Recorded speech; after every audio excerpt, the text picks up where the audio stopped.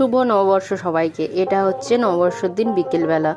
আমি আগে যখন রামপুরহাটে থাকতাম এই আখিরার এদিকে হিমাদপুর ঘুরতে যেতাম, তো বললাম চলো একটু ঘুরে আসি, কিন্তু হঠাৎই বৃষ্টি শুরু হলো। তো এই চাগুলো নিয়ে নিলাম চায়ের দোকানে এসে। রামপুরহাটে এই দোকানে চাগুলো বেশ ভালোই পাওয়া যায়, এগুলো নিয়ে যাব। মোটামুটি 2 কিলো মতো চা নিলাম।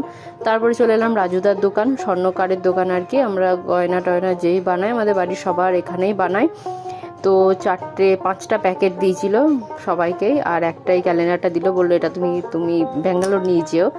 তো তারপরে এই যে চললাম ভিড়ের মধ্যে দিয়ে বাড়ি যাচ্ছি এখন। আর এটা হচ্ছে আমার ননদ, ওর সঙ্গে দেখা হয়ে গেছিলো। আর এই পকোড়া নিলাম, মানে ডাল বড়া আর কি, খেতে খুব ভালোবাসে আমার ছেলে। তো বৃষ্টি শুরু হয়েছে, এই দেখো বৃষ্টি পড়ছে। তো বাড়ি চলে এলাম। তো সব মিলিয়ে এতগুলো মিষ্টির প্যাকেট পেয়েছিলাম, বেশ ভালোভাবে কাটলো দিনটা। তোমরা সবাই খুব ভালো থেকো, নতুন বছর সবার খুব ভালো কাটুক। টাটা বাই, সঙ্গে থেকো, পাশে থেকো প্লিজ।